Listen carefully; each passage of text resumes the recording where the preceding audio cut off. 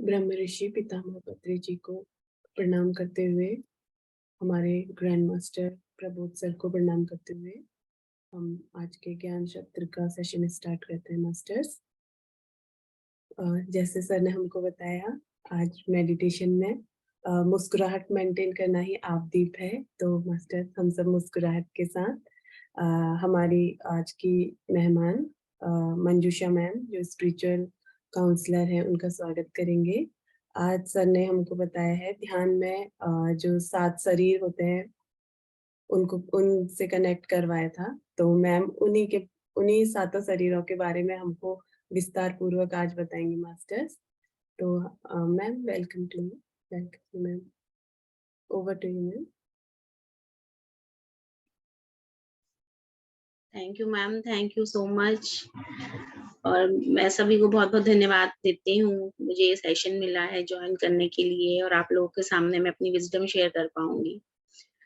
और मैं बहुत ही धन्यवाद करती हूँ प्रबोध सर को, जिन्होंने ये प्लेटफॉर्म बनाया कि लोग जुड़ सकें और विजडम पा सकें। तो thank you sir, thank you sir, thank you sir. आज का जो हमारा टॉपिक है वो है 7 शरीर। 7 शरीर। तो सबसे पहले मैं स्क्रीन शेयर करती हूँ, उसके बाद सेशन स्टार्ट करते हैं। तो मास्टर्स, आज हम डिस्कस करेंगे अपने 7 शरीर के बारे में कि हमें एक फिजिकल बॉडी है जो हमको दिखाई पड़ता है, जो सबको दिखाई पड़ता है, जो सब देख रहे हैं कि ये हमारा फिजिकल शरीर है, ये हमारे हाथ हैं, पाँव हैं, सर है, सब दिखाई पड़ रहा है। उसके अंदर के ऑर्गन्स को भी हम जान रहे हैं, हार्ट है, किडनी है, लंग्स हैं, लीवर है, तो कितनी चीजें हम जान रहे हैं। मगर कुछ ऐसी चीजें भी हैं, ऐसी बॉडीज भी हैं हमारे अंदर जिसको हमने कभी देखा नहीं है, कभी जाना नहीं है। जैसे हमारे इमोशंस हैं मास्टर्स, जैसे हमें पेन है, कभी हमें खुशी है, कभी हमें उल्लास है, तो जैसे वो इमोशंस हैं जो कि कभी किसी को दिखाई नहीं पड़ते हैं, वो हैं। ऐसी कोई मशीन नहीं बनी, ऐसी कोई चीज नहीं बनी जो कि उन इमोशंस को देख सके। कोई डॉक्टर आपको चेक करके ये बता नहीं पाएगा कि आपके अंदर इस समय पेन का इमोशन है, या आप इसमें बहुत हैप्पी हैं, या आप का मन इस समय प्यार से भरा हुआ है, या हमारे मन को चेक करने का भी कोई इंस्ट्रूमेंट है नहीं। तो जैसे वो सब इमोशंस हमारी बॉडी में ही कहीं ना कहीं हैं, ऐसे ही हमारी और भी 6 शरीर हैं जो हमारी फिजिकल बॉडी के अंदर ही हैं, फिजिकल बॉडी के नीचे वो लेयर्स के रूप में हैं, बट हमको दिखाई नहीं पड़ते हैं। मगर अगर हम ध्यान दें, हम महसूस करें, तो हम ये जान पाएंगे कि वो शरीर हमारे अंदर ही है, हमारे साथ ही हैं। जैसे एयर है, जो है, हम महसूस कर सकते हैं पर दिखाई नहीं पड़ती है। एयर के अंदर ऑक्सीजन है, नाइट्रोजन है, और भी गैसेस हैं, उनको भी हम देख नहीं पाते हैं। बट इसका मतलब ये नहीं है कि वो है नहीं, वो हैं। जरूरत होने पे वो अपना काम कर रही हैं। जब हमको सांस लेनी है तो हमको ऑक्सीजन मिल रही है, और जब पौधों को सांस लेनी है तो उनको कार्बन डाइऑक्साइड मिल रही है। बट इसका मतलब ये हुआ कि सब चीजें हैं और वो उनको उनकी जरूरत के हिसाब से मिल रही हैं। तो ऐसे ही मास्टर्स हमारे 6 शरीर हैं जो हमारी फिजिकल बॉडी के अंदर ही हैं, जो छोटी-छोटी कवरिंग्स में, लेयर्स में हमारी शरीर के नीचे ही समाये हुए हैं। तो हम थोड़ा-सा आगे बढ़ेंगे।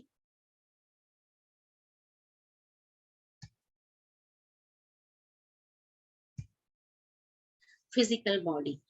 तो मास्टर्स, हम फिजिकल बॉडी को तो हम लोग सब जानते हैं कि हमारी ये फिजिकल बॉडी है ना? ये हमारा एक बायोलॉजिकल इंस्ट्रूमेंट है। और मैंने आपको बताया कि हमारी जो बाकी 6 बॉडीज हैं, वो हमारी फिजिकल बॉडी में ही मर्ज्ड हैं। तो हमारा सबसे जो कम काम है, वो हमारी फिजिकल बॉडी पर ही रहता है। जो हमारी फिजिकल बॉडी है, वो एक तरीके से सिर्फ रिफ्लेक्शन है वो रिफ्लेक्शन है हमारी और बॉडीज का, उन बॉडीज में क्या हो रहा है उसका रिजल्ट हमारी फिजिकल बॉडी पर दिखाई पड़ता है।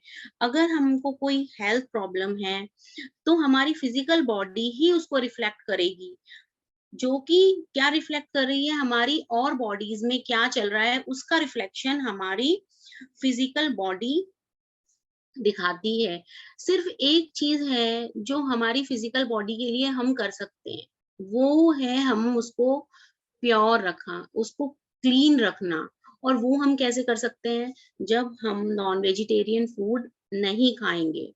क्योंकि अगर हम किसी भी एनिमल को फूड के रूप में इनटेक करते हैं तो उसमें क्या होता है कि उसमें जो डेथ जब उस एनिमल की होती है तो वो सॉरी, तो उसको ये पता चल जाता है कि अब ये मुझको मारने वाले हैं, और वो इतना डर जाता है, तो डर की एनर्जी, पेन की एनर्जी, सफरिंग की एनर्जी उतनी बढ़ जाती है उसमें, और कि हम उसे फिर कितना भी कुक करें, उसे कितना भी जलाया जाए, उसको एनर्जी को खत्म नहीं कर सकते। और आप लोग जानते भी हैं कि energy can not be destroyed, किसी भी एनर्जी को आप ऐसे आग में जला के डिस्ट्रॉय नहीं कर सकते हैं।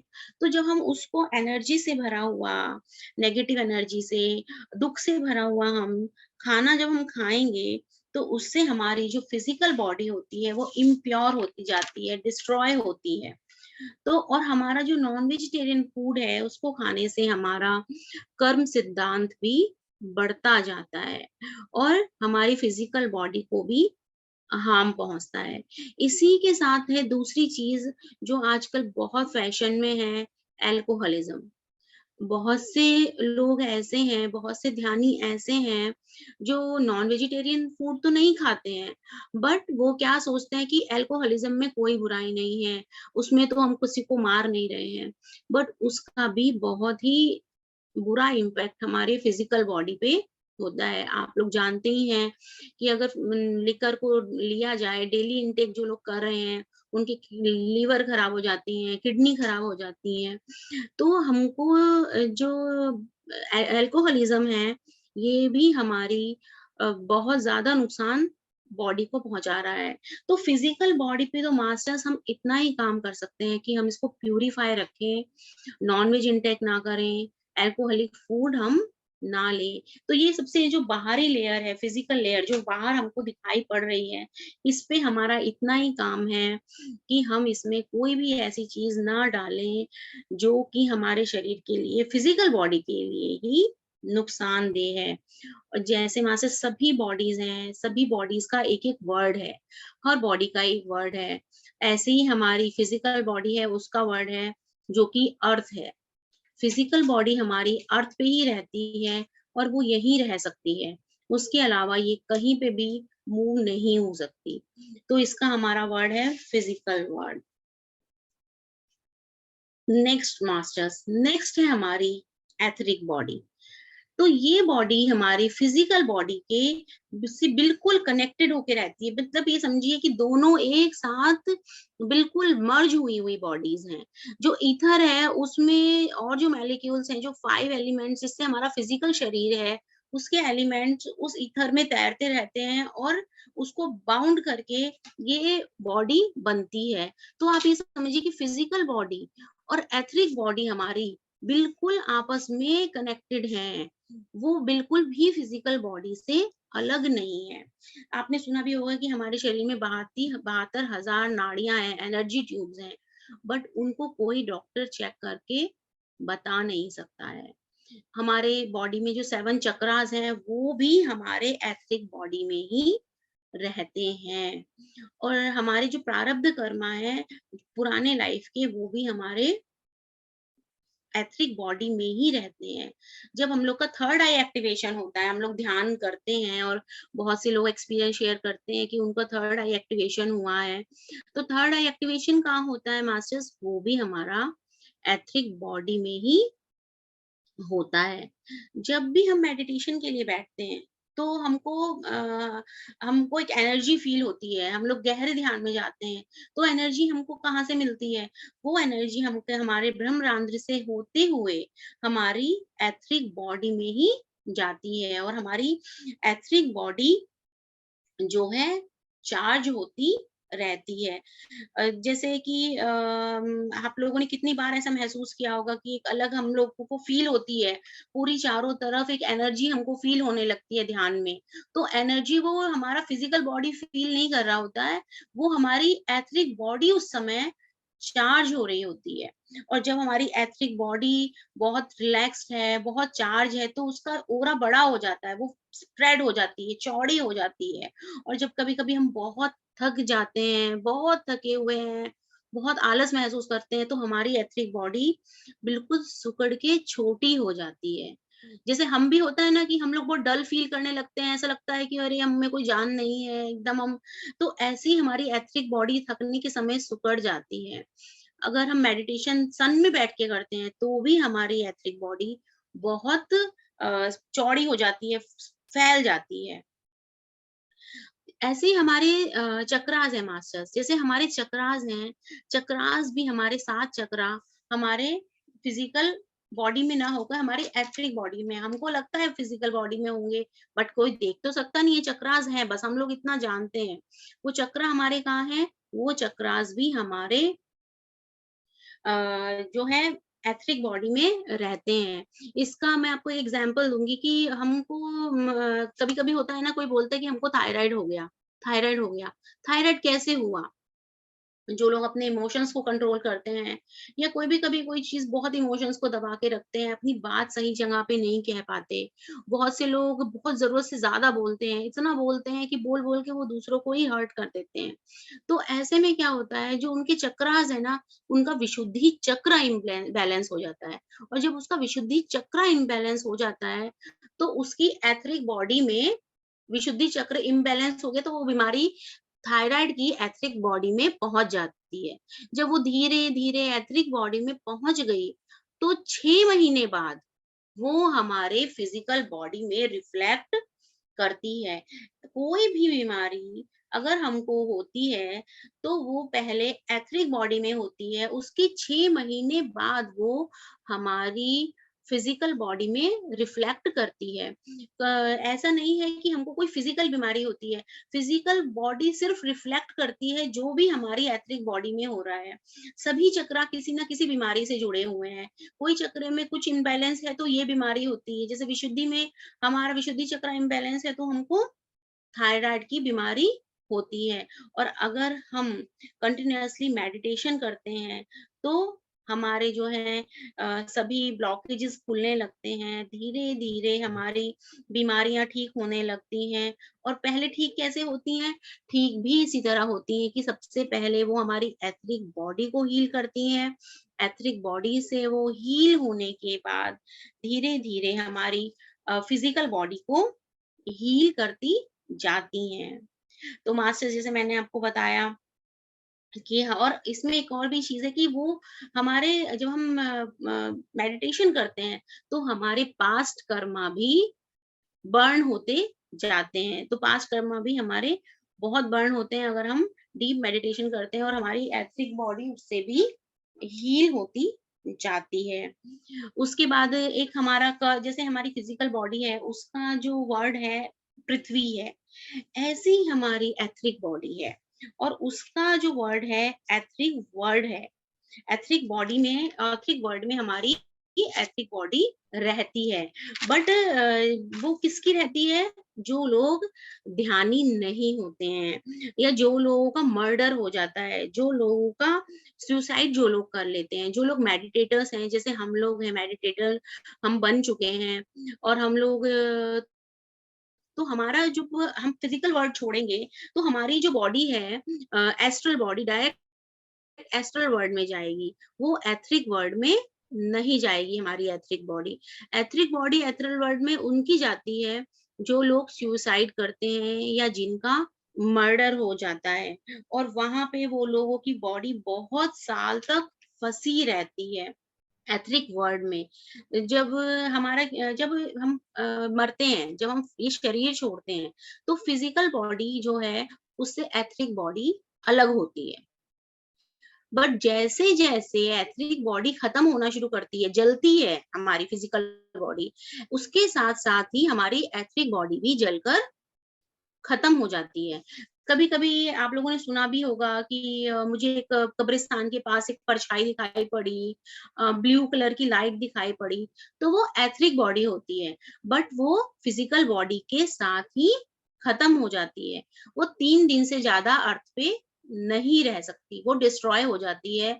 और जो फिजिकल बॉडी हमारी, जो अच्छे कर्मा जिन्होंने किए हैं, जो हेल्दी हैं, वो डायरेक्ट वो सोल हमारी निकल के एथरिक वर्ल्ड में ना जाके डायरेक्ट एस्ट्रल बॉडी में कन्वर्ट होके एस्ट्रल वर्ल्ड, हमारी जो एस्ट्रल बॉडी निकल जाती है बॉडी से। एक्चुअली बॉडीज तो हमारे सभी अंदर है, तो फिजिकल बॉडी खत्म हो गई यहीं पर, एथरिक बॉडी भी यहीं पे खत्म हो गई, और हमारी सिर्फ एस्ट्रल बॉडी बची। तो वो एस्ट्रल बॉडी हमारी निकल के पहुंचेगी अब एस्ट्रल वर्ल्ड में जब हमारी डेथ हुई। और एथरिक बॉडी एथरिक वर्ल्ड में सिर्फ उन्हीं लोगों की पहुंचेगी जिन्होंने सुसाइड किया है या मर्डर किया है, वो संतुष्ट रहे हैं, है ना? कभी-कभी क्या होता है, जिन लोगों को ज्ञान नहीं होता है, जो बहुत ज़्यादा पृथ्वी की चीज़ों में फँसे रहते हैं, तो उनको क्या है, उनकी एथरिक बॉडी जाना नहीं चाहती है। वो बार-बार सोचती है कि फिज़िकल बॉडी उठ के खड़े हुए, तो वो बहुत डर जाती है और उनको कोई गाइडेंस नहीं मिलती कि हम अब एस्ट्रल वर्ल्ड में जाएँगे। मगर जो लोग मेडिटेटर्स हैं, जो आत्मा के रहस्य को जान चुके हैं, उनकी एस्ट्रल बॉडी तुरंत एस्ट्रल वर्ल्ड में चली जाएगी। तो अब नेक्स्ट हम जानेंगे एस्ट्रल बॉडी क्या है और हम वहाँ पे क्या करेंगे। तो जब हमारी फिजिकल बॉडी खत्म हो जाती है और एस्ट्रल बॉडी खत्म हो एस्ट्रिक बॉडी खत्म हो जाती है, तो हमारी बचती है एस्ट्रल बॉडी, जो एस्ट्रल वर्ल्ड में जाती है। बट एस्ट्रल बॉडी के बारे में हम समझेंगे कि एस्ट्रल बॉडी एक्चुअली है क्या, और हम एस्ट्रल वर्ल्ड में क्या-क्या अपने साथ लेके जाएँगे, तो उसको समझना बहुत ही ज़रूरी है, क्योंकि ये बहुत ही इम्पोर्टेंट बॉडी है। जो हमारी एस्ट्रल बॉडी है, ये हमारी बिल्कुल फिजिकल बॉडी की तरह ही होती है। हूबहू ये आपकी ट्रू कॉपी होगी। जैसे आप दिखते हैं, आपकी एस्ट्रल बॉडी भी बिल्कुल ऐसी ही दिखाई पड़ती है। ये हमारी, इसको हम इमोशनल बॉडी भी कहते हैं, क्योंकि इसमें हमारे जितने भी इमोशंस हैं, जितने भी डिज़ायर्स हैं, वो इसमें इन्वॉल्व रहते हैं, वो हमारे सब इसमें छुपे हुए हैं। हमारी जो एस्ट्रल बॉडी है, सारी वासनाएँ, सारी इच्छाएँ हमारी एस्ट्रल बॉडी में रहती हैं। और एस्ट्रल बॉडी और फिजिकल बॉडी हमारे कनेक्टेड कैसे हैं? वो एक सिल्वर कॉर्ड से जुड़े हुए हैं। सिल्वर कॉर्ड आप फोटो में भी देख सकते हैं कि दोनों आपस में एक सिल्वर कॉर्ड से जुड़े हुए हैं। सिल्वर कॉर्ड क्या है? ये छोटे-छोटे मॉलिक्यूल्स हैं, जो कि बहुत ही हाई फ्रीक्वेंसी के हैं। उन मॉलिक्यूल्स में इतनी ज़्यादा फ्रीक्वेंसी है, इतनी फ्रीक्वेंसी है कि वो आपस में जुड़ के एक स्ट्रिंग जैसा बना लेते हैं, और स्ट्रिंग जैसा बना के वो आपस में, हमको लगता है कि वो आपस में इसी तरीके से जुड़े हुए हैं। तो जब तक फिजिकल बॉडी और एस्ट्रल बॉडी जुड़े हुए हैं, तो वो कैसे कनेक्शन उनमें बना रहता है? वो एक स्ट्रिंग से जुड़ा हुआ रहता है। जो हमारी एस्ट्रल बॉडी है, वो रोज रात को एस्ट्रल ट्रैवल के लिए जाती है। हम सभी को जानते हैं कि हमारी, जब हम सोते हैं, तो फिजिकल बॉडी हमारी स्लीप में चली जाती है, और हमारी एस्ट्रल बॉडी हमारे फिजिकल बॉडी से निकल के एस्ट्रल वर्ल्ड में जाती है। एस्ट्रल वर्ल्ड में जाके वो बहुत सारे कारण से जा सकती है। एक तो उसको वहाँ पे एनर्जी मिलती है, वो एन्जॉयमेंट के लिए जाती है, एंटरटेनमेंट के लिए जाती है, कभी-कभी वो कुछ नॉलेज लेने भी जाती है, कभी-कभी अपने लव्ड वन्स से मिलने भी जाती है। कभी हमारे कोई रिलेटिव्स हैं, वो बहुत दूर हैं, जिनसे हम मिल नहीं पाते हैं, कोई फॉरेन में है, तो 1-1 साल में मिलते हैं, तो कभी-कभी हम सुबह में सो के उठते हैं, तो हमको लगता है कि अरे! मैंने उसको सपने में देखा, बट हम वो कोई सपना नहीं देख रहे होते हैं।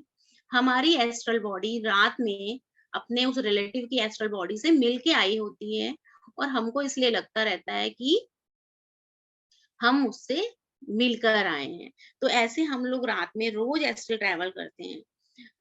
कभी-कभी आपने ऑब्ज़र्व भी की होगी ये बात कि हमारा कभी किसी प्रिय की डेथ हो जाती है, हमारे फादर की या हमारे मदर की डेथ हो जाती है, तो हम शुरू में बहुत दुखी रहते हैं, बहुत हमको दुःख रहता है।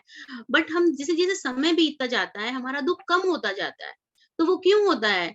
क्योंकि जब हम रात को सोते हैं, तो हम उस अपने प्रियजन से मिलते हैं, वहाँ पे हमारे फादर, हमारी मदर हमको मिलते हैं, और फिर वो हमको समझाते हैं कि तुम मेरे लिए दुखी मत हो, वो हमारी काउंसलिंग करते हैं वहां पे कि मैं अपने लोक में आ गया हूँ, मैं अपनी जगह पे हूँ, मैं खुश हूँ यहाँ पे, और तुम मेरी वजह से दुखी मत हो। तुम अब अपनी जीवन में आगे बढ़ो। और धीरे धीरे आपने ऑब्जर्व किया होगा कि हम नॉर्मल होने लगते हैं, हमारा दुख धीरे धीरे कम होने लगता है, और हमारी रूटीन लाइफ नॉर्मल होती चली जाती है। तो जैसे ये है, ये मैं आपको बता ही चुकी हूँ ये बात कि हम लोग की जो फिजिकल बॉडी है वो सिल्वर कॉर्ड से जुड़ी हुई होती है, और वो सिल्वर कॉर्ड हमारी नाभि से जुड़ी होती है। एस्ट्रल बॉडी की नाभि और हमारी नाभि, ऐसे जैसे बच्चा होता है वो माँ से या नाभि से जुड़ा रहता है, ऐसे ही एस्ट्रल बॉडी भी हमारी एस्ट्रल फिजिकल बॉडी की नाभि से जुड़ी रहती है। हमारी जो एस्ट्रल बॉडी है, मैंने बताया आपको कि वो इमोशनल बॉडी भी है, और इमोशंस और डिजायर्स उसमें स्टोर रहते हैं। ये बहुत ही इम्पोर्टेंट बात है समझने के लिए कि अगर हमारी एस्ट्रल बॉडी इम्प्यूरिफाई होती है तो हमको क्या-क्या उसके कॉन्सिक्वेंसेस देखने पड़ते हैं आगे के जीवन में। तो हमको क्या करना है, इमोशन बॉडी को अपनी प्यूरिफाई रखने के लिए अपने इमोशंस को अच्छा रखना है। हमारे अंदर हाई वाइब्रेशन के इमोशंस होने चाहिए, जॉय का, ग्रेटिट्यूड का, कंपैशन, लव, एक्सेप्टेंस, हमारे अंदर ये इमोशंस होने चाहिए। ऐसे इमोशंस को रखने से हमारी एस्ट्रल बॉडी क्लीन होती रहती है, वो टाइम टाइम पे क्लीन होती रहती है। और हमको क्या करना है, अपनी एस्ट्रल बॉडी को बार बार चेक करते रहना है, अपने ना माइंड की प्रोग्रामिंग करते रहना है कि कहीं ऐसा तो नहीं मेरे मन में कोई नेगेटिव थॉट आ रही हो, कोई नेगेटिव इमोशंस हो, जेलेसी का, हेट्रेड का, एंगर का, क्योंकि उस तरह के इमोशंस हमारी एस्ट्रल बॉडी को डिस्टॉर्टेड करते हैं, उसको खराब करते हैं। तो हमको क्या करना है, उस पे एक चेक बना के रखना है कि मेरे इमोशंस कैसे हैं। और अगर हम किसी को प्यार नहीं भी करते हैं तो भी हमको उनको प्यार करना है, उनको करुणा देनी है, उनको ग्रेटिट्यूड करना है, क्योंकि तभी हमारी जो एस्ट्रल बॉडी है वो शुद्ध होती जाएगी। और जो लोग घृणा के इमोशंस रखते हैं, किसी को क्षमा नहीं कर पाते हैं, तो वो क्या होता है, जब डेथ होती है तो वो हमारी जब एस्ट्रल बॉडी एस्ट्रल वर्ल्ड में जाती है तो वो सैकड़ों साल तक वहां पे फंसी रह सकती है। तो एस्ट्रल बॉडी नेक्स्ट वर्ल्ड में तभी जाएगी जब हमारी एस्ट्रल बॉडी बिल्कुल क्लीन हो जाएगी। तो इसलिए हमको क्या करना है, यहीं पे हमारे जब हम इस शरीर में है, ये एस्ट्रल बॉडी हम फिजिकल वर्ल्ड में है, तभी हम इस पे अगर हम चेक बना के रखें कि हमारे इमोशंस कैसे हैं, जैसे ही कोई नेगेटिव इमोशन आया उसको तुरंत हम रिमूव करें, प्यार ग्रेटिट्यूड रखें, तो हमारी एस्ट्रल बॉडी बिल्कुल क्लीन रहेगी। तो हमको जो है घृणा करना, क्षमा लोगों को करना, ये घृणा ना करना, लोगों को क्षमा करना बहुत ही इम्पोर्टेंट है। हमें लोगों को क्षमा करते रहना चाहिए, वरना तो हमारी फिजिकल बॉडी से निकलने के बाद एस्ट्रल बॉडी बहुत समय तक एस्ट्रल वर्ल्ड में ही फंसी रहती है, और एस्ट्रल वर्ल्ड में जाके हमारा बहुत कुछ होता है, बहुत हीलिंग होती है, और हम वहां पे बहुत समय तक रह सकते हैं अपनी फ्री विल से। हमारी इच्छा है कि हम वहां पे रह सकते हैं, हम एंजॉय कर रहे हैं बट वहां पे रहना, बट अगर हमारी एनर्जी कम है, हमारी नेगेटिविटी से भरी हुई एस्ट्रल बॉडी है, तो हमें वहां मजबूरी में रहना पड़ता है। तो हम अपने फिजिकल वर्ल्ड में ही ये काम करें कि अपनी बॉडी को हम क्लीन रखें, और एस्ट्रल बॉडी वहां पे जब क्लीन हो जाती है, उसकी हीलिंग हो जाती है, तो कुछ समय के बाद हमारी एस्ट्रल बॉडी की एस्ट्रल डेथ वहां पे होती है, और हमारी एस्ट्रल बॉडी की एस्ट्रल डेथ होने के बाद एस्ट्रल बॉडी हमारी मेंटल वर्ल्ड में पहुंच जाती है। मेंटल वर्ल्ड में हमारी जो बॉडी पहुंचती है, वो है हमारी मेंटल बॉडी। वो मेंटल बॉडी भी हमारे इस फिजिकल बॉडी में ही है, और ये बॉडी हमारे थॉट से बनती है। हमारे विचार कैसे हैं इस बात पर डिपेंड करती है। जिन लोगों के विचार बहुत ही निम्न स्तर के होते हैं, जो दूसरों के बारे में हमेशा गलत सोचते हैं, कुछ नहीं अच्छा नहीं सोचते, ऐसे लोगों की मेंटल बॉडी डेवलप ही नहीं होती। आपने कभी-कभी कुछ लोगों को देखा होगा जिनके मुँह से बात ही नेगेटिव निकलती है, वो बात ठीक करते ही नहीं है। ऐसा हो जाएगा, नहीं तो वैसा हो जाएगा, नेगेटिव बातें बहुत करते हैं। तो उन लोगों की मेंटल बॉडी होती ही नहीं है, और अगर होती भी है तो एक धुएँ के जैसी होती है। जैसे फॉग होता है, विंटर्स में फॉग देखते हैं हम लोग, ऐसा फॉग के जैसी वो धुंधली-सी उनकी मेंटल बॉडी होती है। और जिन लोगों की विचार बहुत अच्छे होते हैं, पॉजिटिव होते हैं, जो अच्छा सोचते हैं, उनकी मेंटल बॉडी काफ़ी अच्छी और चमकदार रहती है। तो जो भी हम सोचते हैं, वो थॉट फॉर्म के रूप में हमारे मेंटल बॉडी में चला जाता है। जैसे एग्ज़ाम्पल के लिए कभी-कभी हमारा किसी से झगड़ा हुआ और हमको लगता है कि हम भूल गए वो झगड़ा, बट झगड़े के टाइम पे हमारे जो इमोशंस डेवलप हुए, बहुत हमको क्रोध आया या हम बहुत रोए, हमने बहुत दुःख क्रिएट किया। तो वो जो इमोशंस उस समय हमको लगा कि हम भूल गए, वो लड़ाई हम भूल गए, बट वो इमोशंस हमारे मेंटल बॉडी में स्टोर हो जाते हैं, और उन्हीं इमोशन से हमारी मेंटल बॉडी बनती है। तो मेंटल बॉडी को भी हमको क्लीन रखना है। हमारी मेंटल बॉडी बहुत क्लीन होनी चाहिए, तभी वो ब्राइट होगी, चमकदार होगी। तो मेंटल बॉडी को शुद्ध करने को का तरीका है कि हम अपने विचारों को शुद्ध रखें, और किसी के साथ भी ना बुरा बोलें, ना बुरा सोचें, ना बुरा चाहें। किसी को बददुआ ना दें, क्योंकि अगर हम कभी-कभी हम गुस्सा हो जाते हैं, क्रोध में हम कभी-कभी इतना गुस्से में भर जाते हैं कि हम उतना दूसरे आदमी को कोसने लग जाते हैं कि उसको हमको लगता ही नहीं कि हम उसको कोस रहे हैं। हम उल्टा हम कहीं न कहीं अपने को कोस रहे होते हैं, और ऐसा करने से हमारी मेंटल बॉडी खराब हो जाती है, मेंटल बॉडी हमारी बनती ही नहीं है। तो जब हमारी बॉडी हमारी एस्ट्रल वर्ल्ड में होती है, और हमारी मेंटल बॉडी मेंटल वर्ल्ड में जाती है, जो कि धुंधली सी है, जो कि बहुत जो प्रॉपर है ही नहीं, तो वहां जाके जब हम मूल्यांकन करते हैं, तो हमें पता चलता है कि हम कहाँ सही थे और कहाँ गलत थे। मेंटल वर्ल्ड में जाके फिर हम रिग्रेट करते हैं कि अरे! ये तो हमने गलत किया, या वो आदमी तो उतना भी बुरा नहीं था जितना वो हमने उसको सोचा। बट वहाँ जाकर सोचने से कोई फ़ायदा नहीं होता है, और वहाँ पे रिग्रेट करने का फिर कोई भी अर्थ नहीं होता है, और वहाँ पे भी फिर हमारी मेंटल बॉडी बहुत समय तक फँसी रह सकती है। 100-100 साल तक मेंटल बॉडी वहीं पे फँसी रहती है, और इस सब से क्या होता है, आत्मा को कष्ट होता है।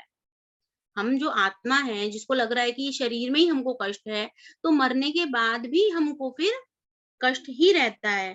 फिर वहाँ पे रहने कुछ समय वहाँ रहेंगे हम, उसके बाद वहाँ पे हमारी मेंटल डेथ होती है, और मेंटल डेथ होने के बाद हम अपने ट्रू होम में जाते हैं, जो कि हमारा है कैज़ुअल वर्ल्ड, और कैज़ुअल बॉडी हमें उसके लिए फिर हमारी कैज़ुअल बॉडी हमारे कैज़ुअल वर्ल्ड में जाती है, जो हमारे पूरे संचित कर्मा को स्टोर रखती है। तो जो हमारी कैजुअल बॉडी है मास्टर्स, ये बॉडी हमारी परमानेंट बॉडी है। जब से इस आत्मा ने जन्म लिया है, जितने भी हमने पुनर्जन्म लिए हैं, आत्मा हम लोग सभी जानते हैं कि आत्मा बार-बार शरीर छोड़ती है, बार-बार जन्म शरीर लेती है, बार-बार हम इस पुनर्जन्म के चक्कर में फँसे हुए हैं। तो जितने भी हमारे जन्म हुए हैं, उसका पूरा का पूरा रिकॉर्ड हमारी कैजुअल बॉडी के पास रहता है। कैजुअल वर्ल्ड में, आकाशिक रिकॉर्ड्स में ये हमारा पूरा का पूरा स्टोर रहता है। ये जो हमारी कैजुअल बॉडी है, यही हमारा ट्रू वर्ल्ड है। हमारे हर एक कर्म का हिसाब-किताब हमारी आकाशिक रिकॉर्ड्स में रहता है। हमारी कैजुअल बॉडी हमारे कर्मों के हिसाब से, हमारे विज़डम के हिसाब से हमारी कैजुअल बॉडी बनती है। उसका कलर डिसाइड होता है। जो इवॉल्व्ड होती हैं सोल, उनकी कैजुअल बॉडी बहुत ही चटकदार होती है। और जो कर्मों से दबा हुआ है, जिसको कोई ज्ञान नहीं है, जिसके पास कोई अनुभवों का खजाना नहीं है, उसकी कैजुअल बॉडी बहुत ही फीके रंगों की होती है। तो कैजुअल बॉडी में कौन-सी आत्मा इन्वॉल्व्ड है, कौन-सी नहीं है, उसके रंगों से उसका पता चलता है। तो ये हमारी 5 बॉडीज़ हैं जो सबकी अलग-अलग होती हैं। हमारी physical body, etheric, astral body, mental body और ये 5वीं हमारी कैजुअल बॉडी।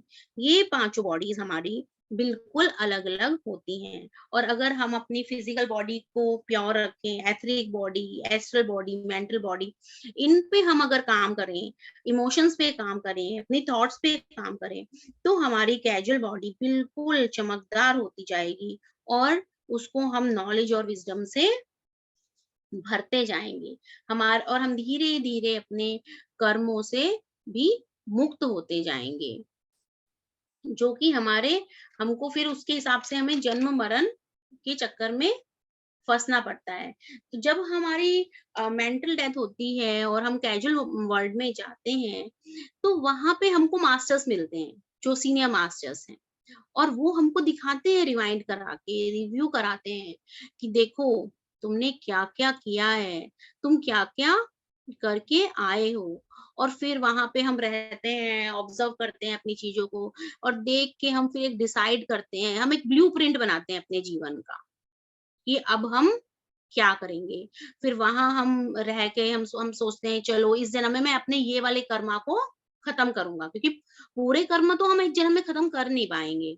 और हम क्या करते हैं वहाँ पे रह के एक ब्लूप्रिंट बनाएँगे, अपना कर्मों का, अपने माता-पिता का, कि हमारे माता-पिता कौन होंगे, अपना नाम हम डिसाइड करते हैं और हमारे जन्म का स्थान हम डिसाइड करते हैं। तो ये सब सोच के हम कब, कैसे, कहाँ जन्म लेंगे, ये सब सोच के भी हम इस जन्म दोबारा लेने का प्लान करते हैं। और आत्मा बहुत डरती है जन्म लेने से पहले, क्योंकि वो उसको लगता है मैं फिर वहां जाके फंस जाऊंगा, क्योंकि जब वो जन्म लेती है वो फिर भूल जाएगी। तो इसलिए बहुत वो हिम्मत जुटाती है कि नहीं, अब मुझे जन्म लेना है, क्योंकि मुझे अपने कर्मा को रिलीज करना है। तो उसकी क्या होती है, मैक्सिमम हीलिंग वहां पे होती है कैजुअल वर्ल्ड में। और हम सब कुछ प्लान करके फिर से जन्म लेते हैं, पर यहाँ पर आकर फिर माया में फंस जाते हैं, मोह में फंस जाते हैं और बार बार जन्म लेते हैं, बार बार मरते हैं और अपने ऊपर हम काम करने से बचते रहते हैं। हम अपने ऊपर काम ही नहीं करते हैं। हमको ये ज्ञान मिला है कि हम आत्मा हैं और हमारी इतनी बॉडीज हैं, तो हमको अपने ऊपर काम करना है, हमें अपने ऊपर काम करना चाहिए, क्योंकि अपने ऊपर काम करके ही हमको निर्वाण प्राप्त हो सकता है। अब हमारी 2 बॉडीज और हैं, जो है बुद्धिक बॉडी और निर्वाणिक बॉडी। 5 बॉडीज जो हम सभी के पास हैं। ये 2 बॉडीज भी हम सभी के पास हैं। हमारी निर्वाणिक बॉडी और बुद्धिक बॉडी, या हम उसको सुप्राकॉजल बॉडी और निर्वाणिक बॉडी भी कह सकते हैं। तो जब आदमी परफेक्शन में पहुंच जाता है, तब वो इस स्टेज में पहुंचता है, क्योंकि जब तक वो कैजुअल बॉडी में ही तक ही घूमता रहता है, कैजुअल बॉडी तक ही उसका स्टेप वो है, तब तक वो रीइंकार्नेशन में ही चलता रहता है। बट जब उसकी ये बॉडीज, बुद्धिक बॉडी, निर्वाणिक बॉडी डेवलप होने स्टार्ट हो जाती हैं, तब वो इस जन्म मरण के चक्कर से निकलने लगता है। ये बॉडीज हमारे शरीर में ऐसे हैं, ये बॉडीज डेवलप्ड नहीं। निर्वाणिक बॉडी और बुद्धिक बॉडी हमारी डेवलप नहीं है। ये बॉडीज़ एक बॉलून की तरह है, जैसे बैलून है, तो बैलून में जब एयर नहीं होती तो वो है हमारे पास, बट वो किसी काम का नहीं है। बट जब हम उसमें ब्लो करते हैं एयर को, तो वो फूलने लगता है, तो वो अपनी जगह लेने लगता है। ऐसे ही हमारी सुप्राकॉजल बॉडी और निर्वाणिक बॉडी है, और ये हमारे बॉडी के अंदर सुप्तावस्था में पड़ी रहती हैं। जब हमारी astral body, mental body purify हो जाती है, तो हमारे धीरे-धीरे सभी कर्मा क्लीन होते जाते हैं और कैजुअल बॉडी हमारी शाइन करने लगती है। और जब हमारी कैजुअल बॉडी शाइन करने लगती है, वो भी एकदम चमकदार हो जाती है, तो हमारी धीरे से हम अपनी सुप्राकॉजल बॉडी को टच करते हैं और सुप्राकॉजल बॉडी हमारी धीरे धीरे डेवलप होनी स्टार्ट हो जाती है। तो देखिए मास्टर, हमारा कितना कुछ हमारी एथरिक बॉडी और मेंटल बॉडी पे डिपेंड करता है कि अगर वो दोनों बॉडीज हमारी क्लीन है तो हमारी कैजुअल बॉडी क्लीन होगी, और वो कैजुअल बॉडी अगर हमारी क्लीन है तो हम जाके कहीं सुप्राकॉजल बॉडी को टच करेंगे। सुप्राकॉजल बॉडी हमारी धीरे धीरे डेवलप होनी स्टार्ट होगी। सुप्राकॉजल मतलब महाकारण शरीर। महाकारण शरीर मतलब हमें कोई ना कोई बड़ा काम करना है, कोई बड़ा पर्पस। जैसे कि हमारे पत्री जी थे, उन्होंने एक बड़ा पर्पस बनाया, बड़ा पर्पस उन्होंने लोगों को भी दिया। तो धीरे धीरे मेडिटेशन में आना, बड़े बड़े काम करना, ध्यान प्रचार करना, और ऐसे करते करते धीरे धीरे हमारी सुप्राकॉजल बॉडी भी डेवलप होती जाती है। और जब ये परफेक्शन की स्टेज में आ जाती है, जब ये बिल्कुल परफेक्टली डेवलप हो जाती है, तो उसको अंदर से एक व्यक्ति को आवाज आती है कि मैं ब्रह्म से जुड़ गया हूँ। वो अपने आप को ब्रह्म से जुड़ा हुआ महसूस करने लगता है, और फिर उसे कुछ समय बाद लगने लगता है कि वह स्वयं ही ब्रह्म है। अहम ब्रह्मास्मि, और मैं सब जगह हूँ। तो जब हमारी इस तरह हमारी सुप्राकॉजल बॉडी डेवलप होने लगती है, सुप्राकॉजल बॉडी के साथ हमारी जब वो डेवलप हुई, तो वो और बड़ा ध्यानी है, और उसको सही गलत की पहचान हुई, तो वो और ज्यादा डेवलप हुआ क्योंकि वो अपने आप को जो ब्रह्म समझने लगा। तो वो उसके बाद उसमें क्या हुआ, उसकी धीरे से बॉडी स्टार्ट होती जाएगी, और उस व्यक्ति को ये पता चल जाएगा कि वह शून्य है, और वह व्यक्ति घोषणा कर देता है कि मैं ही शून्य हूँ, और तब उसको पृथ्वी पे और आने की जरूरत नहीं पड़ती है। तो निर्वाणिक बॉडी के बाद दोबारा जन्म लेने की जरूरत नहीं पड़ती है। जो हमारी शुरू की 5 हैं, वो सबकी अलग-अलग होती हैं, जैसे supracausal, mental body, physical body, etheric body, astral body, causal body, ये सब हमारी अलग-अलग हैं। बट जो हमारी सुप्राकॉजल और निर्वाणिक बॉडी है, ये सबकी देखने में बिल्कुल एक जैसी रहती है। वो उसमें कोई भी अलग-अलग नहीं है। और जैसे कि जो भी आत्मा इस पृथ्वी पे आई है, जो भी आत्मा इस जन्म मरण के चक्कर में फंसती है, उसका एक ही उद्देश्य है, निर्वाण को प्राप्त करना। कितने बुद्ध पुरुष हुए हैं जिन्होंने निर्वाण को पाया है। देखिए, आप लोगों ने भी सुनी है, उंगली मार की कथा सुनी है, मिलारपा को हम जानते हैं। तो जब वो लोग कर सकते हैं और उन्होंने एक ही जन्म में पाया है, तो हम लोग भी कर सकते हैं। और वो निर्वाण कैसे प्राप्त होगा? वो निर्वाण प्राप्त होगा हमको मेडिटेशन से। मेडिटेशन जब हम करेंगे तो हमारा हार्ट चक्रा खुलता है। हार्ट चक्रा जब ओपन होगा तो हमारे अंदर वननेस का भाव जागेगा। हमको हर कोई में स्वयं ही नजर आएगा। हम सबको स्वयं जब देखना शुरू कर देंगे तो सबके लिए हमारे अंदर बहुत ही प्रेम होगा। हमारे जो अंदर इमोशंस है, फियर का, गिल्ट का, शेम का, जेलेसी का, ये जो है धीरे धीरे हाई वाइब्रेशन के इमोशंस में कन्वर्ट होते जाएंगे। लव, अफेक्शन, उसमें धीरे धीरे वो कन्वर्ट होते जाएंगे। कंपैशन हमारा बढ़ता जाएगा। और अगर हम ये जब हमारा बढ़ेगा तो तो वो हमारे अंदर हमारे जो हमारी एस्ट्रल बॉडी है, हमारी मेंटल बॉडी है, वो धीरे धीरे क्लीन होती जाएंगी, और हमारा कॉजल बॉडी चमकदार होगा, और हमारी सुप्रा कॉजल बॉडी डेवलप होती जाएगी। तो कभी कभी हमको लगता है कि हमारा मेडिटेशन ठीक हो रहा है कि नहीं, तो उसको हम कैसे देख सकते हैं? उसको हम चेक कर सकते हैं इस बात पर कि आपका बिहेवियर कैसा है, आपका बिहेवियर कैसा है।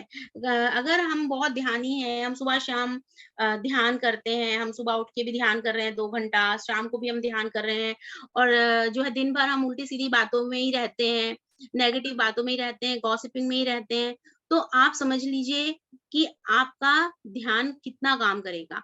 तो ध्यान हमारा काम कर रहा है कि नहीं काम कर रहा है, वो उसको आप खुद ही चेक कर सकते हैं अपने बिहेवियर से। और अगर हमारा आपको दिखाई पड़ रहा है कि हमारे बिहेवियर में पॉजिटिव चेंज आ रहे हैं, तो आप ये बात समझ लीजिए कि आप बिल्कुल सही दिशा में जा रहे हैं। आपकी दिशा बिल्कुल ठीक है। तो मास्टर्स अपने ऊपर चेक हमको बिल्कुल बना के रखनी है, क्योंकि हमारी ये यात्रा इतनी ही नहीं है, ये बहुत बड़ी यात्रा है, क्योंकि जो भी आत्मा इस पृथ्वी पे आई है, जो भी इस पृथ्वी पे जन्म लेती है, उसका उद्देश्य है जन्म-मरण से छूटना, और जन्म-मरण से वो तभी छूटेगी जब वो निर्वाण को प्राप्त करेगी। और तो उसके लिए हमको बहुत ध्यान रखना है। फिजिकल बॉडी पे तो हमको छोटा-सा एक चेक लगाना है, क्योंकि उसकी तो कोई गलती ही नहीं है, वो तो बिल्कुल इनोसेंट है। मतलब ये तो वो वाली बात है कि जैसे दूसरे की सज़ा कोई और भुगत रहा है। तो फिजिकल बॉडी तो हमारी और बॉडीज़ के कर्मों की सज़ा भुगतती है। तो हमको अपने मेंटल बॉडी पे, अपनी एस्ट्रल बॉडी पे, उन पे काम करना है, उन पे ध्यान रखना है, उन पे चेक बना के रखना है कि हमारे इमोशंस कैसे हैं, हमारी थॉट्स कैसी हैं। अगर वो बिल्कुल क्लीन है, वो बिल्कुल प्यूरिफाई अगर हो चुकी हैं, तो हमारी कैजुअल बॉडी बिल्कुल शाइनिंग होगी, बिल्कुल क्लीन होगी, और वहाँ से हम लोग निर्वाणिक बॉडी और सुप्रा कॉजल बॉडी तक पहुँच सकते हैं। और उसका इस कदम है हमारा मेडिटेशन मास्टर्स, क्योंकि मेडिटेशन से ही हमारा हार्ट चक्रा खुलेगा। बट दिन भर हमको अपने ऊपर एक चेक लगा के रखना है, एक चौकीदार को बिठा के रखना है कि कभी हमारे मन में कुछ घुस तो नहीं रहा है, इधर-उधर की बातें तो नहीं घुस रही हैं। क्योंकि हम जब सुनते हैं, तो हम थोड़ी देर हमको याद रहता है कि हाँ, हमें ये करना है, बट हम फिर वो भूल जाते हैं। तो इस पे हमको प्रैक्टिस बनानी है। वो प्रैक्टिस भी हमको कैसे होगी, वो भी हमको ध्यान से ही होगी। ध्यान से ही हम में वो ताकत आएगी कि हम अपने ऊपर इतना कंट्रोल, इतना संयम ला सकें। क्योंकि तभी हम जन्म-मरण के चक्कर से छूट सकते हैं। हमारे संचित कर्मा तभी खत्म होंगे जब हम अपनी थॉट्स और अपने इमोशंस को प्योर रखेंगे। तो अपने थॉट्स, इमोशंस को हमको क्लीन रखना है, संचित कर्मा को खत्म करना है, और धीरे-धीरे हम भी निर्वाण को प्राप्त कर सकते हैं। और इसमें एक और इम्पोर्टेंट चीज़ है मास्टर्स, सर्विस करना इज़ वेरी इम्पोर्टेंट। जब हम सर्विस में आ जाते हैं और हम लोगों को ध्यान सिखाना शुरू करते हैं, या कोई भी ज्ञान हम कहीं से अर्जित करके कुछ बंच ऑफ लोगों को सिखाना शुरू करते हैं, कुछ बताना शुरू करते हैं। जैसे आज मैंने एक छोटी-सी विज़डम जो मेरे पास थी, मैंने अपनी विज़डम आप लोगों को शेयर करी, तो मुझे अगर किसी को एक बात भी मेरी समझ में आई होगी, तो उससे भी मेरे कुछ संचित कर्मा खत्म हुए होंगे। तो इस तरह ही इवॉल्व होती जाती है, तो हमको सर्विस करना भी उतना ही इम्पोर्टेंट है। मेडिटेशन, स्वाध्याय, सर्विस करना धीरे-धीरे हमको निर्वाण की तरफ ले जाएगा। तो थैंक यू मास्टर्स, मैं अपनी वाणी को यहीं विराम देती हूँ, और अगर कोई मुझसे कुछ पूछना चाहता है, कोई किसी को डाउट है, तो जितना भी मुझे ज्ञान है उसके हिसाब से मैं आपको सैटिस्फाई करने की कोशिश करूँगी। Thank you Manjusha ma'am. बहुत ही अच्छा बताया आपने, इतना डिटेल में, इतने कम समय में। Thank you. और मास्टर्स, जैसे मैम ने बताया, ध्यान करना चाहिए, सर्विस करनी चाहिए, पॉजिटिव थॉट्स, ग्रैटिट्यूड, फॉरगिव, ये सब हमको हमेशा अपने साथ रखना है इन सब चीज़ों को, और हमेशा खुश रहना है, जैसा प्रबोध सर कहते हैं, हमेशा चेहरे पे मुस्कुराहट रखनी है मास्टर्स। तो कोई क्वेश्चन है या कोई शेयरिंग है तो प्लीज़ हैंड रेज़ कीजिए।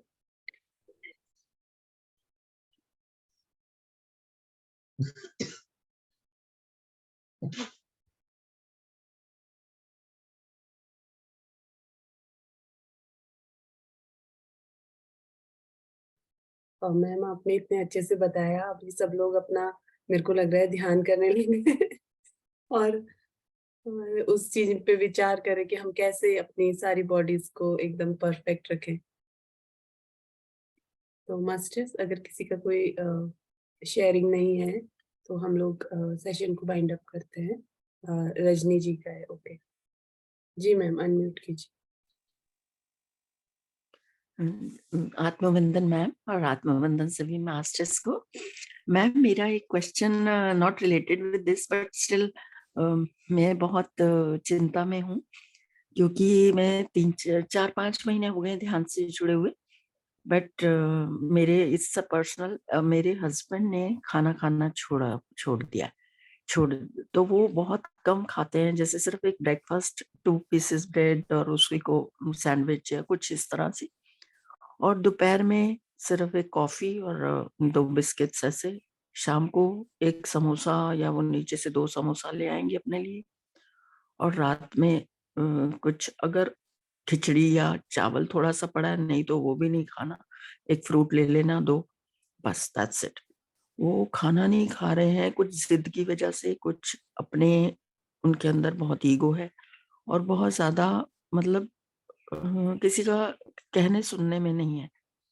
तो मैं बहुत चिंता में हूँ कि उनके अंदर डाइट नहीं जा रही है, और मतलब काम तो वो वही कर रहे हैं सारा जो दिन में घर में करते हैं अपना, और वॉक भी करते हैं सब कुछ, लेकिन खाना न खाने की वजह से मैं बहुत डिस्टर्ब हूँ। मैम आप सुन पा रहे हैं? यस मैम, मैं सुन रही हूँ आपकी बात। एक्चुअली मैम, ये जो बात आप कर रहे हैं ना मैम, इसको ना थोड़ा डिटेल में करने की ज़रूरत है।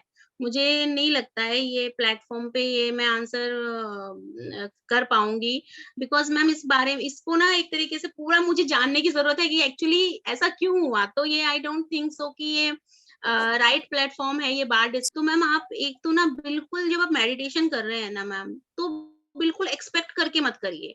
आप इस नियत से मत करिए कि मैं ये करके ठीक हो जाऊँगी। ये तो रिज़ल्ट आएगा अपने आप कि आप करने से ठीक हो जाएँगे। जब हम कर्म करने से पहले ही उसके फल को सोचने लग जाते हैं ना मैम, तो रिज़ल्ट हमें उतना अच्छा मिलता नहीं है। तो आप मैम सिर्फ ध्यान करिए, और जब आप ध्यान करते रहेंगे तो अपने आप हीलिंग स्टार्ट होगी। बट मैम हर इलनेस के लिए टाइम लगता है, और सबसे इम्पोर्टेंट है कि आपको अपनी थॉट्स पे, अपने इमोशंस पे मैम काम करने की ज़रूरत है। आपका पहला क्वेश्चन से और मैं इस क्वेश्चन को, इसकी इलनेसेस को भी मैं कनेक्ट करके देख पा रही हूँ मैम। आपको आपको ज़रूर एक सेशन हम लोग के साथ बुक करना चाहिए, जहाँ पे आपको काउंसलर्स मिलेंगे। तो ये बिल्कुल, पूरा खाला बिल्कुल। समझ गया। आत्मवंदन सर, आपका क्या क्वेश्चन है? जी, जी। हाँ, नमस्ते मैडम, आत्मवंदन सबको। इतने अच्छे-अच्छे सेशन हो रहे हैं, और सचमुच में जैसे मैडम चेक बताई कि आप हमेशा अपने आप को चेक करते रहो हर लेवल पे, और आप ही अपने बारे में पहले जान जाओगे कि आप कहाँ खड़े हो। एक बहुत बेसिक और वंडरफुल टूल मैडम बताई, बहुत धन्यवाद उनको। मैं एक रिक्वेस्ट ये करना चाह रहा हूँ मैडम कि जो 21 डेज जो अपन ध्यान कर रहे हैं उसके बाद सेशन, वो एक कंप्लीट उसमें आप डाल सकते हैं क्या? मतलब जैसे 21 डेज कंप्लीट होने के बाद अपनी रिक्वायरमेंट के हिसाब से वो अपन करते रहे ध्यान में, सेशन सुनते रहे एक ही जगह। मतलब अभी तो अपने पास पूरा है, लेकिन वो बहुत सारी चीजें उसमें और भी है, तो एक जगह वो लिस्ट को प्ले लिस्ट बना जी करके सर, उसका यदि ये प्लेलिस्ट हो जाए बना तो के। बहुत जी वंडरफुल सर, काम हो प्लेलिस्ट मिल जाएगा जाएगा सर सबको। आपको। जी, जी, बहुत अच्छा मैडम, बहुत थैंक यू धन्यवाद। Sir, thank thank you. You madam, thank you. मैं सभी मास्टर से एक बात कहना चाहूँगी, सभी से मेरी रिक्वेस्ट है कि जैसे हम लोग अभी एक ग्रुप में ध्यान कर रहे हैं, तो ये जो प्रोग्राम्स होते हैं, तो इनकी एनर्जी बहुत हाई रहती है, और हमको बहुत हाई एनर्जी रहती है जब हम इस ग्रुप में जुड़ के ध्यान करते हैं। बट मैं फिर भी आप लोग को रिकमेंड करूँगी कि आप लोग इंडिविजुअली मेडिटेशन ज़रूर करें। हर वक़्त आप किसी ग्रुप को मत खोजिए कि हम ग्रुप में ही ध्यान करेंगे। अब आपने एक ग्रुप में ध्यान किया, ये बहुत इम्पोर्टेंट है। आप एक बार दिन में एक ग्रुप के साथ, एक बड़े ग्रुप के साथ 300-400 लोग के ग्रुप के साथ आपने मेडिटेशन किया, तो उसमें आपकी हीलिंग फास्ट हो गई और आपको बहुत अच्छा नॉलेज भी मिला, ये आपने किया। बट आप जब दोबारा ध्यान करना चाहते हैं, तो आप जब इसी की रिकॉर्डिंग से ध्यान करेंगे, तो उससे अच्छा है कि आप एक म्यूजिक प्ले करके ध्यान करिए, और उससे आपको क्या होगा, आप अपने अंदर जा पाएँगे। फिर आप क्या विचारों के पीछे नहीं भागेंगे, क्योंकि जब आप रिकॉर्डिंग सुनेंगे तब आपके साथ ग्रुप नहीं होगा, तो सिर्फ वो आवाज़ होगी वहाँ पे। ग्रुप अभी है, ग्रुप आपने जो ग्रुप एक्सपीरियंस किया वो सुबह में किया, बट अगर शाम को भी आप ये सुनना चाहेंगे तो उस समय ग्रुप नहीं है, तब आप अकेले ही हो जाएंगे। तो इससे अच्छा ये रहेगा कि आप जो मेडिटेशन का कमेंट्री ना सुनते हुए एक हल्का सा म्यूजिक लगा के ध्यान करिए, क्योंकि जब हम हमेशा कमेंट्री सुनते रहते हैं तो हम हमेशा थॉट्स के पीछे भागते रहते हैं और हमारा माइंड जो है वो जीरो नहीं हो पाता है। तो ग्रुप मेडिटेशन जितना इम्पोर्टेंट है उतना ही इंडिविजुअल इम्पोर्टेंट है, बिकॉज हम को अपने अंदर जाना है और हम जितना अपने अंदर जाएंगे उतना ही हम हील होते जाएंगे। ग्रुप मेडिटेशन इसलिए इम्पोर्टेंट होता है क्योंकि उसमें हमारे साथ सीनियर मास्टर्स है, जैसे प्रबोध सर हमारे साथ हैं, उनकी एनर्जी बहुत हाई लेवल की है। मान लीजिए उनको 90% एनर्जी मिलती है और हमारी 20% है, तो उनके उस समय बट हम उनके साथ मेडिटेशन कर रहे हैं तो उनकी 90 वाली जब ऊर्जा मिल रही है तो हमको ही मिलती रहती है, तो वो बेनिफिट हमको हो जाता है ग्रुप में करने से। बट उसके अलावा आप लोग अकेले बैठ के अकेले में समय निकाल के एक हल्का सा कोई लाइट म्यूजिक लगा के स्वयं के साथ ध्यान करिए। हमेशा ही ग्रुप मेडिटेशन मैं रेकमेंड नहीं करती हूँ, तो ये एज आपकी विश है ये, बट ये पत्री जी का भी कॉन्सेप्ट है और हम लोग सबको यही बोलते हैं कि ग्रुप मेडिटेशन भी करिए और इंडिविजुअल मेडिटेशन भी जरूर करिए। हमेशा कमेंट्री के साथ मेडिटेशन मत करिए, क्योंकि माइंड जीरो नहीं हो पाता है। जीरो माइंड तभी होगा जब आप बिल्कुल आपके कान में कोई विचार कोई डाल नहीं रहा होगा। अगर कोई हमारे दिमाग में विचार डालता रहेगा तो आपका दिमाग काम करता रहेगा, वो जीरो नहीं होगा। तो थैंक यू मास्टर, मैं यही बोलना चाहती हूँ।